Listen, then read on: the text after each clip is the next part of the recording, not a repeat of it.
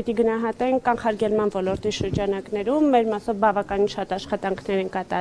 կատարվել, կանխարգելումը ավելի ծանր գործընթաց է, որը երկարաժամկետ է արդյունքները երևալու։ Մենք կարծում ենք բավականին շատ ծրագրեր ենք իրականացնել, բավականին շատ ծրագրեր ունենք, որոնց արդյունքները առաջիկայում կտեսնենք ու տեսանելի կլինեն։ Կանխարգելում ասելով ինչ նկատում եք, ինչ միջոցառումներ կան։ Տեսեք, տարբեր ոլորտներում ենք իրականացնում, տարբեր ճյուղերով, հիմնականում վարքագծի փոփոխությանն է միտված մեր աշխատանքը։ Մենք փորձում ենք հանրային պաշտոն զբաղեցնող անձանց մտածելակերպն ու վարքագիծը փոխել, մյուս կողմից արդեն ավելի թեթև, բայց պատժողական քաղաքականության միջոցով նաև փորձում ենք կանխարգելել կոռուպցիան, հայտարարագրերի վերլուծության, բարևարկության համակարգի անհամատեղելիության պահանջներ, շահերի բախում, վարքագծի կանոններ, թե ինչպես են արտահայտվում, հանրության հետ շփվում, հանրային պաշտոն զբաղեցնող անձինք։ Մյուս կողմից մենք հիմա Արդարադատության նախարարության գործընկերների միջոցով կոռուպցիոն ռիսկերի գնահատման իրավասությունը հանձնաժողովին վերապահելու նախագիծ ունենք ազգային ժողովում, ինչի միջոցով արդեն կկարողանանք ինստիտուցիոնալ տեսանկյունից հասկանալ որտեղ են կոռուպցիոն ռիսկերը ու արդեն հենց այդ մակարդակում կանխարգելել։ Իսկ այս պահին նախնական պատկերացում ունեք ռիսկերը որտեղ են կամ օրինակ հիմա ասում եք հայտարարագրում արդյոք դա նոր ռիսկեր չի առաջացնում։ Ինչ հայտարարագրում որ հայտարարագրում են դուք դա վերահսկողություն եք իրականացնում, դա ստվերը չի ավելացնում, օրինակ մարդիկ չհայտարարագրվեն կամ այնպես արձեռն ստանան գումար, որ չառաջանան։ Դե հայտարարագրման ինստիտուտը ինքնին չի կարող ռիսկեր առաջացնել, բայց նաև չեն կարող բացառել, որ կլինեն որոշ մարդիկ, ովքեր օրինակ կանխիկի միջոցով կարողանան խուսափել։ Մենք փորձում ենք այնպես վերլուծությունը իրականացնել, որ ցանկացած գույքային շարժ տեսանելի լինի, նույնիսկ եթե մենք միջինացած հաշվարկ ենք կատարում, եթե տեսնում ենք, որ անձի ընդհանուր տարեկան ծախսը շատ ավելի փոքր է, հայտարարագրման ոչ ենթակա ծախսը մենք մեր հաշվարկներով փոքր է, նշանակում է սպառողական զամբյուղի տեսանկյունից առնվազն խնդիրներ ունենք, ինչը նշանակում է, որ կան եկամուտներ, որոնք հայտարարագրված չեն։ Ու արդեն այդ տեսանկյունից ենք փորձում հասկանալ ինչ խնդիրներ կարող են լինել։ Կարող եք որոշակի վիճակագրություն մեզ ներկայացնել բարձրաստիճան պաշտոնյաների հայտարարությունների ներկայացման հետ կապված խախտումներ, շահերի համապատասխաններ ու հիմնականում ինչ խնդիրներ են հատկապես առաջի դեմք, երկրորդ դեմք եւ մյուսներին։ Շնորհակալություն հարցի համար։ Այս տարվա ընթացքում մենք աննախադեպ նվազում ունենք չներկայացած հայտարարագրերի։ Ընդամենը 2 դեպք ունենք, հիմա պարզվեց, որ մեկը մահացել է հայտարարատուներից, մեկ անձ է ընդամենը մնացել, որ չի ներկայացրել տարեկան հայտարարագիրը, ինչը շատ լավ ցույց է։ Մյուս տարիներին ունեցել ենք օրինակ 30%, 40%, այս տարի փորձել ենք նաև նախորդ բոլոր տարիների համար չներկայացած հայտարարագրերը հանել ու դրա միջոցով հասկանալ որտեղ են խնդիրները։ Ինչ վերաբերում է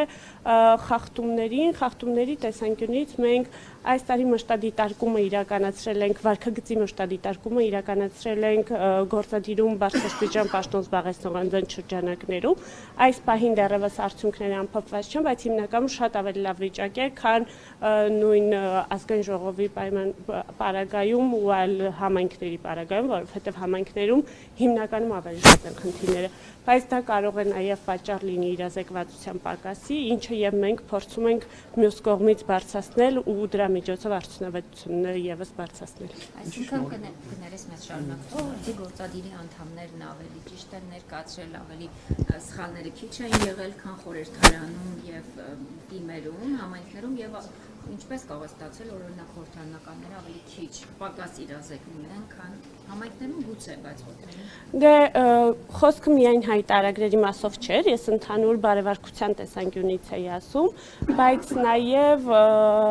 գործադիրի մասով, այո, իրենք ավելի քաջազեղյակ են եւ ավելի լավ են հայտարարագրեր ներկայացնում։ Ազգային ժողովի падգամավորների դեպքում հիմնականում երբ որ լինում են խնդիրները, այն բոլոր դեպքերում երբ որ մենք ունենում ենք ընդհանուր գույքային դրության վերաբերյալ կասկած, ուղղակի հիմա չեմ կարող բարձրաձայնել որ մասով է, որովհետև հաղորդումն էինք ներկայացրել եւ նպատակահարմար չի բարձրաձայնելը, բայց մենք հաղորդում ներկայացնում ենք գործադիրի պարագայում դեռևս այս պահի դրությամբ մենք ներկայացած հաղորդումներ չունենք։ Ինչ շնորհիվ է, որպես քչացել են նվազել են դեպքերը որ հանգամանք նորից իրազեկման ու վարութային աշխատանքների մենք բազմաթիվ աշխատանքներ ենք կատարել վարութային, հարուցել ենք վարույթներ ու նաև փորձում ենք վարքագիծը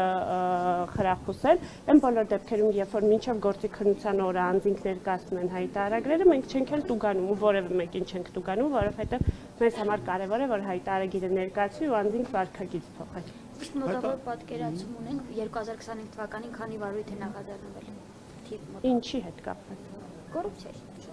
Չէ, այդ չներկայացնելու մասով այլ թիվ է, այս պահին կարծես թե 40-ի կարգեր, ես վիճակագրությունը որ ներկայացնեմ տեսանելի կլինի, կամ 40 տույժ ենք տվել կարծես թե, մյուս վարույթների հետ կապված մենք ընդհանուր բարևարկության տեսանկյունից, որ ներառում է վարքագծի կանոններ անհամատեղելիություն, շահեր եւ նվերներ, ընդհանուր 200 ուսումնասիրություն ենք արել, այդ 200-ի շրջանակներում երևի 10%-ի դեպքում ենք խախտում արձանագրել։ Նվերների հետ կապված այդ համակարգը նոր էր ներդրվել ու ոչ այդքան նոր, բայց ամեն դեպքում նոր էր, հա ինչ իրավիճակ ու պատկեր ունենք այստեղ։ Տեսեք, նվերների տեսանկյունից շատ կարևոր է հասկանալ ինչի համար են այդ նվերները, պաշտոնական պարտականությունների հետ կապված նվերները առհասարակ չի թույլատրվում ընդունել, այս նվերները վերաբերում էին թույլատրելի նվերներին, օրինակ արարողակարգային, միջազգային միջոցառումների ժամանակ, երբ որ ստանում են հուշանվերներ եւ այլն, այդ ինստիտուտը ընդհանուր կարևոր է թափանցիկության ու հաշվետվողականության տեսանկյունից, այս պահին մենք ունենք 240-ի կարգի նվեր հայտարարագրած ու մեզ մոտ հրապարակային է, իհարկե դեռևս չունենք միասնական ռեեստրը, բայց եթե տեսնեք, կայքում բոլոր նվերները բոլոր պաշտոնատար անձանց կողմից ստացված հրապարակային ներկայացված են։ Ես կարծեմ միջև 60,000 դրամ արտադրություն, եթե գերազանցում են, նոր վերադարձնում են, բայց ես նկատում եմ, որքան օրինակ 50, 57, 8 ու ամեն դեպքում հայտարարագրված են։ 40,000-ը գերազանցողը պիտի հայտարարագրվի, 60,000-ը գերազանցողը արդեն պետական կառավարման գույքին պետք է վերադարձնի պետության։ Իսկ այդ նվերների մեջ կան այդ թանկարժեք նվերներ, որոնք ձեզ զարմացրել են, չգիտեմ, հետաքրքիր են եղել, եթե նույնիսկ կանոն էլ չտա, ուղղակի Կան շատ հետաքրքիր նվերներ կան, բազմաթիվ նկարներից սկսած, ինչ որ հիմնականում ասիական մշակույթի մասով բավականին հետաքրքիր նվերներ կան։ Դուք կարող եք մտնել նայել, դուք էլ երևի կզարմանաք, շատ հետաքրքիր։ Ձեզ ո՞ր նվերն է ամենաշատը զարմացրել։ Ավելի այս պահին դրանք կան նվերներ, որոնք արարողակարգային տեսանկյունից հրապարակման ենթակա չեն, ավելի շատ են նվերները, որոնք չեն Իսկ բացահայտման մեխանիզմ, ինչ մեխանիզմներ կան, օրինակ,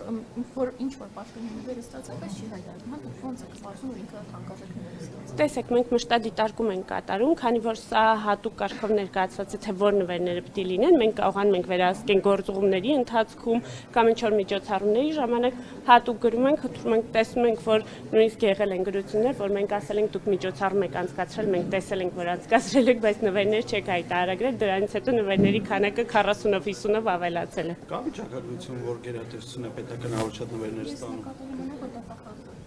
Իրավապահ մարմինների բարձրաստիճան պաշտոնատար անձինք եւ դե իհարկե վարչապետ արտգործնախարար։ Մեկ էլ հայտարարագրման գործընթացում շուտ փոփոխություններ ա նախապես։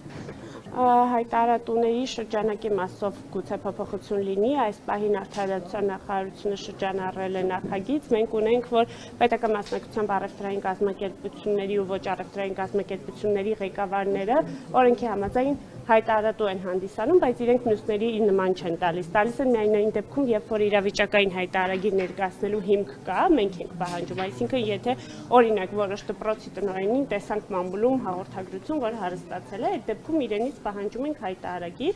արդարադատության նախարարությունը առաջարկում է այս պահի դրությամբ գործող նախագծով, իհարկե չգիտեմ վերջնական ինչ կլինի, իրենք առաջարկում են բոլոր պետական մասնակցությամբ ընկերությունների ղեկավարներին դարձնել հայտարարատու, որ ընդհանուր կարգով ներկայացնեն հայտարարագիր։ Հիշեցնեք թիվը, քանի բարձրաստիճան պաշտոնյա է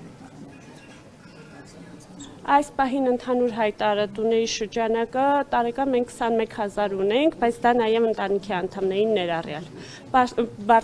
Պաշտոնատար անձինք միայն չասեն բարձրաստիճան, որովհետև մենք ունենք օրինակ հարկային գլխավոր, քրեակատարողական ծառայության գլխավոր պաշտոններ, ռիսկայնությունից ելնելով, ընդհանուր 7000-ի մոտ է։ Շնորհակալ։